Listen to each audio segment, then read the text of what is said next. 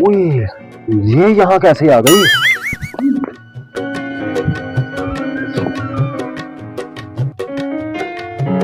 कौन तेरा घर वाला? शेख अमीरुद्दीन। शेख अमीरुद्दीन? समझ आ रही है? मैं खत भी तोड़ दूंगी। अरे क्या बात कर रही हो बेगम? और पुलिस को मारने के लिए सिर्फ बहाना चाहिए, दुश्मनी नहीं। आए इतना जुल्म मुझसे तो आपकी चोटें देखी ही नहीं जा रही। अरे बेगम, तुमसे तो देखा नहीं जा रहा ना। अरे मेरी हिम्मत देखो, मैं बर्दाश्त कर गया। उस वक्त तो मेरी आवाज नहीं निकली, लेकिन अब पता चल रहा है कि चोटें कहाँ कहाँ लगी हैं। हाय मर गया। और लांतियों ने रंग बिरंगा सिपाही भर्ती किया हुआ वहां पर। पता है, एक सिपाही उन्होंने वो तंदूर वाला रखा हुआ था। अरे वो बेगम मारने से पहले हाथ से मेरे जिस्म को नरम करता था, ऐसे ऐसे ऐसे, जैसे तंदूर में नान लगाते हैं ना वैसे। अरे आए, और एक सिपाही पंक्चर वाला था। लांती ने मुझे उठाकर पानी वाले टापू में फेंक दिया। फिर जहां जहां से हवा निकलती थी वहां से निकालकर मुझे रेती से रगड़ा।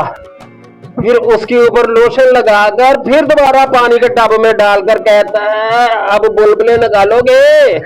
ये सबक सिखाने का उन्होंने कौन सा अनोखा तरीका निकाला है? अरे बेगम, ये तो कुछ भी नहीं। अरे एक सिपाही तो मुझे आम का तेल लगाकर मारता था। आम का तेल? पर आम का तेल तो नहीं होता। अरे बेगम, और मैं भी उनको यही कहता रहा हूँ कि आम का तेल नहीं होता। वो और जोर से मुझे मारते थे। अब तो मैं भी कहता हूँ आम का तेल होता है। 6 तक मुझे याद है, उसके बाद फिर चिरागों में रोशनी न रही। ये तो बहुत अजीब बात है भाई। एक तो मारते हैं और फिर रोने भी नहीं देते। अरे बेगम, रुको करना बस कर दो, थक जाओगी। सुबह डॉक्टर के पास जाऊंगा चेकअप के लिए। अच्छा, उनके जिस्म पर पुलिस की मार के नहीं बल्कि डंडे बरसने के निशानात हैं। बिशानी, मैंने जिस मेज पर डंडे बरसाए थे वो मेज नहीं थी, बल्कि चादर के नीचे मौसूल थे। अब तो मैं कदम कदम पे तुम्हारा पीछा करूंगी। तो रुको जरा, सब्र करो। पीछे देखो, पीछे पीछे तो देखो।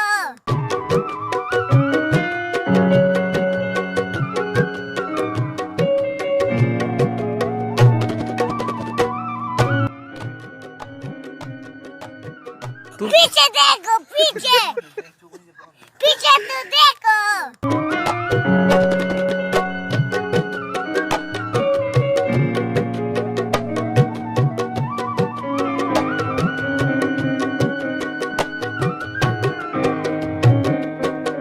तो रुको जरा, सब्र करो।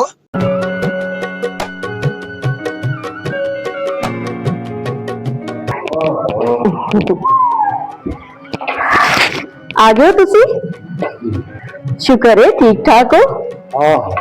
तेरी पहली बीवी ने तेरे पे शक नहीं आया?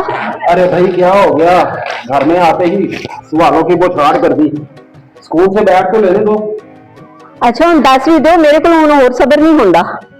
वो मैंने उसको कह दिया था कि मुझे पुलिस पकड़ कर लेगी। तूने यकीन कर लिया?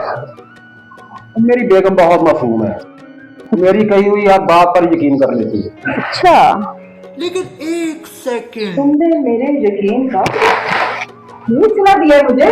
ये फंस गया सीएम। तुम मेरा पीछा कर रही थी? नहीं चलनी, खबरदार जो तो आज मेरे बंदे ने बदतमीजी की थी, हाथ वड़ के रख देंगी तेरे। हाय हाय हाय हाय, इतनी तो अपने बंदे की वफादार। एक तो मेरा बंदा छीन लिया, ऊपर से तू मुझे बातें सुनाती है। अरे बेगम तुम घर चलो, मैं वहां पर आकर तुमसे बात करूंगा। नहीं, जो बात होगी यहीं पे होगी। तू बताना चमक चलो, तूने इसको ऐसा क्या दिखाया कि यही का होकर रह गया? नहीं बस नहीं, जुबान संभाल के गल कर। मैंने ऐसा कुछ नहीं दिखाया। एने बल्कि मेरे ना झूठ बोल के शादी की थी कि मैं कुवारा ना, जिंदगी तो मेरी बर्बाद हो गई, तेरा की गया है। देखो भाई, अब तो जो होना था वो हो गया। अब तो इसका ये हल है कि तुम दोनों एक दूसरे को तस्लीम कर लो और मान लो कि तुम दोनों मेरी बीवियां हो, बीवी नंबर 1 और बीवी नंबर 2। मैं कैसे तस्लीम कर लूं अपनी स्वतन को? या तो तुम्हें इसको छोड़ना होगा या फिर मुझे। क्या कह रही हो बेगम? आखो मैंने यही चाहनी है, एनू छड़ या फिर मैनू छड़। वो तुम दोनों इकट्ठे नहीं रह सकती। और नहीं रह सकते इकट्ठे। नहीं तेरी है जरूरत, तू मेरे बंदे ने मारे और मैं तेरे बंदे ने मारांगी। बहुत है, दो क्या हो गया तुम दोनों को? अजीब लोग हो। वो अपने शौहर को मार के तुम ये, और पिट तो मैं ही रहा हूं ना। देख लिया अंजाम आपने 2 शादियों का। किसी ने सच कहा है, जिसकी 2 बीवियां होती हैं उसकी मां कभी नहीं मरती। एक बीवी से मिलकर दूसरी के पास आता है तो वो उसको कहती है, हो आए हो उस मां को।